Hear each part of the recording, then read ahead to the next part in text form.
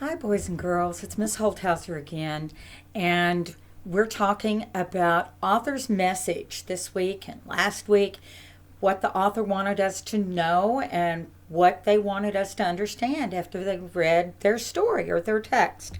So, last week we read Whoever You Are, and the message in this story was that wherever you were, whoever you were, we were all the same inside. We had the same hearts. We laughed and smiled the same.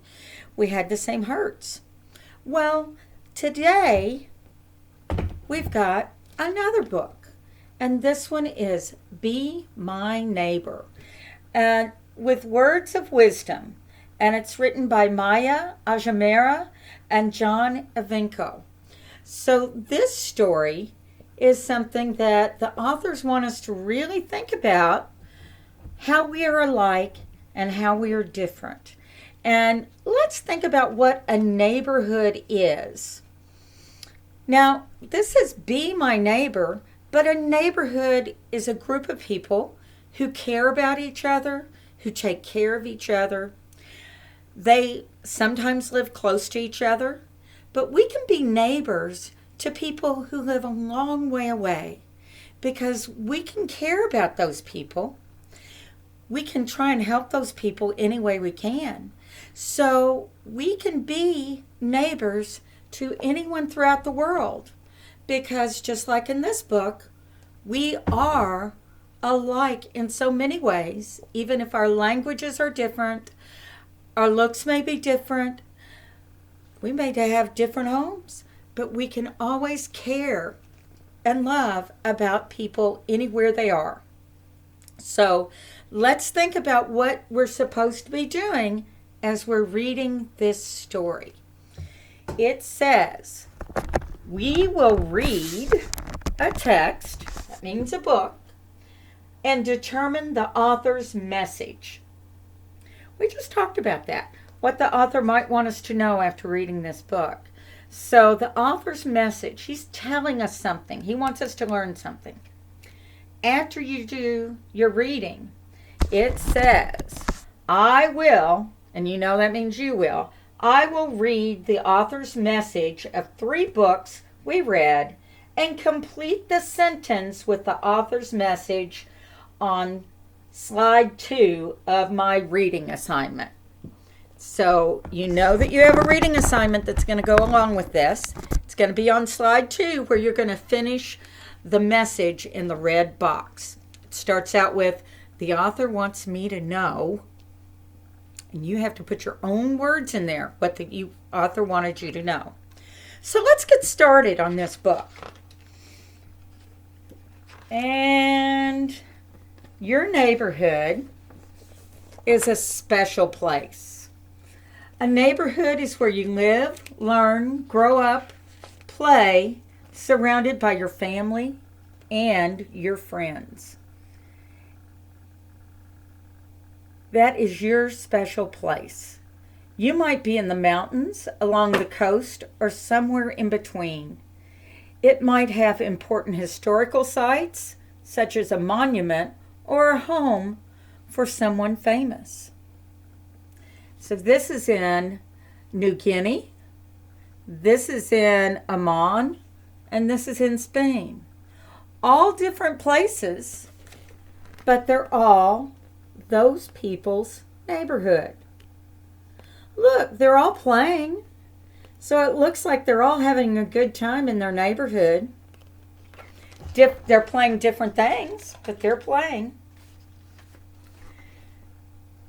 It may be in a village, town, or a big city. So this looks like a village over here, and this is in China. So that's on the other side of the world.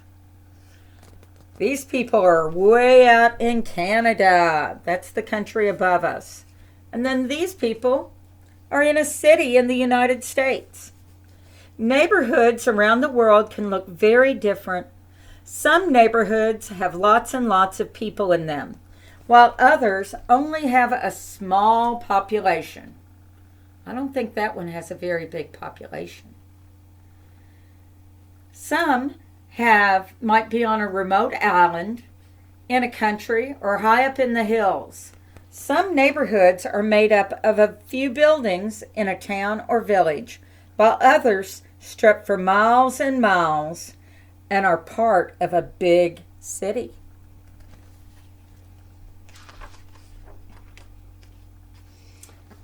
Every neighborhood is made up of a lot of different people. Your neighborhood can be made up of people of all ages and interests and backgrounds. Some members of your neighborhood may live like you and your family, and others may have different habits, customs that are celebrated in different kinds of festivals and community activities. The post office, town square, places of worship, and sports fields are places where people from your community come together. And in these pictures, we have some people in South Africa. That's at the bottom of the continent of Africa. We have people from Mexico, people from Vietnam, and people from the United States. So, oh my gosh, we've already looked at people from China, people from South Africa, people from Canada, the United States, and all the way over here in Vietnam. There are people all over the world with the same things in their neighborhood as we have here in ours. And lots of different homes. Wow, look at the different houses that we have. A house can be just for your family, or it can be an apartment in a large building where many families live next to one another. Houses can be made of different materials, such as wood, glass, brick, or even mud, grass, or rocks. In places where the weather is cold, houses are made to keep you warm. In warm climate, houses are built to keep you cool. No matter where you live, houses are for making you and your family comfortable, dry, and safe. So we've got houses in Japan, Mongolia. Ooh, I want to go there. Always have. The Philippines, a house up in a tree. Ooh, they must get a lot of rain there. Maybe they go up in the trees so they don't get flooded. Mali. Ooh, look at that. Big sandstone buildings. This is in the Bahamas. And this is in Turkey. So the houses, no matter what they're made to look like, they're made to keep you warm, keep you dry, keep you comfortable, and keep you safe. So houses in our neighborhoods are all made to do one thing: keep us comfortable, keep us safe. Doesn't matter what kind of house it is. Neighborhoods also have schools.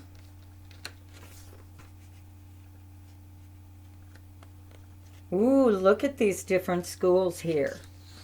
There are many kinds of schools in your neighborhood.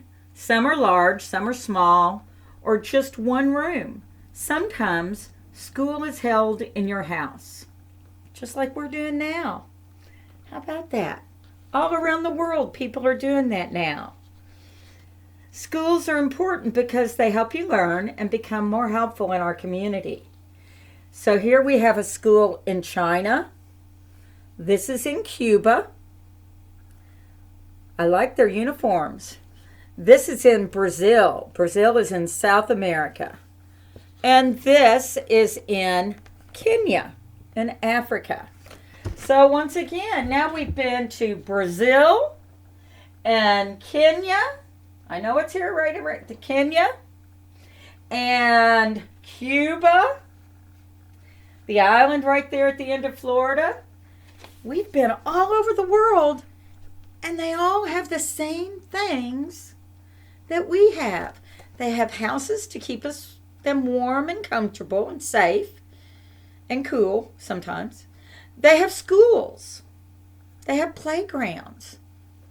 So a neighborhood can be anywhere, but they all have those things that make us feel good, help us get exercise, help us learn, and help us be safe. Places of worship. Oh, so in Thailand, this is Thailand. It's below China. It's in Asia. In Iraq. In Brno. In Jamaica. My friends from Jamaica. And in the USA. So there's all different types of worship in every different neighborhood.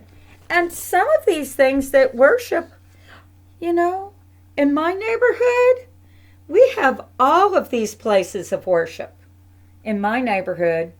And I'm so happy because even though they're different, they're all a place for people to go and feel happy and safe.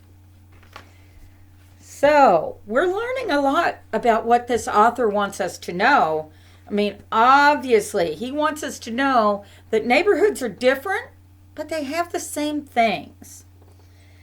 So, in your neighborhood, you share responsibilities. So, we help keep our neighborhood clean by picking up trash. That's in the USA. In Japan, you see the school children cleaning their school at the end of the day, cleaning the floor. This boy is walking the dog in his neighborhood. In Denmark, that's in Europe, she's making sure that the envelopes get in the mailbox.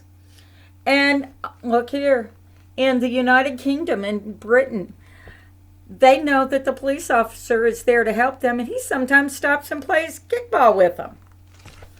Soccer. I'm sorry, I should have said soccer.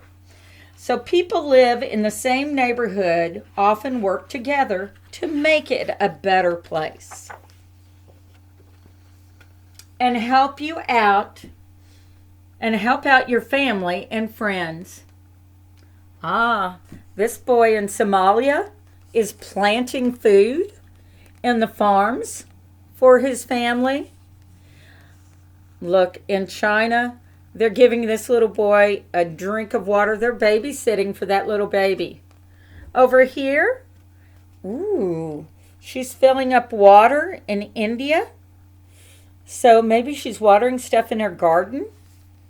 In the USA, this is the United States, we have someone working with a student. So he must be a teacher. Looks like a teacher, doesn't he? And then in Togo, we have a woman who's cleaning the neighborhood. She's sweeping the sidewalk with her broom. So no matter what neighborhood you're in, people help each other. And I've got some students who are from Somalia. I don't know if they've ever farmed in Somalia. They might have been from a city. But I noticed that when I thought of Musa and Muhammad and of Mishwa and Muna. Now, this is France. France, your neighborhood is where you feel at home. So you can tell in France, these girls are friends. They probably feel very good. This is Guatemala. I know some people whose families are near Guatemala and in Central America, some people in our classroom. And they're walking down the street holding hands. I think they're very happy and comfortable. South Africa, those boys look like they're friends. They're having a good time. I wonder if they're rolling those tires. Ooh, that'd be fun. And we have some from Romania. Looks like it's cold there. But they're all together. And they make you feel at home. Your neighborhood makes you feel at home. So, would you be my neighbor? That's what this little boy's asking. And here are all the countries that we visited. everyone that is different from green, except China's a different green. We saw people from New Guinea, the Philippines, Japan, Mongolia, China, India, Myanmar, Thailand, Burma, Vietnam, Oman, Iraq. Oh my gosh, all these countries. And they want to be our neighbor. So, what was it that it meant to be your neighbor? I can hear you. It means that you care about the other people and you try and help them when you can. So, won't you be my neighbor? I would love for you to be my neighbor. Now, let's think one more time. Author's message. I think this author wants us to realize how important it is to care about the people around you and to be comfortable in your neighborhood. That means you might take something over to your neighbors when you think they might need it. Maybe took some sweets over during Christmas or something. But we want to be good neighbors. And our author wants us to know that we can be neighbors to anyone, whether they live next door to us or whether they live across the world to us. We can be their neighbor by caring about them and trying to help them. So don't forget to go on Google Classroom and do your assignment. The first slide has 3 books on it and it tells the author's message for each book. The second slide has 2 pictures from a book, and I want you to think about it and write down what you think the author's message is in your own words. Use those brains. I love you, and I'll see you later.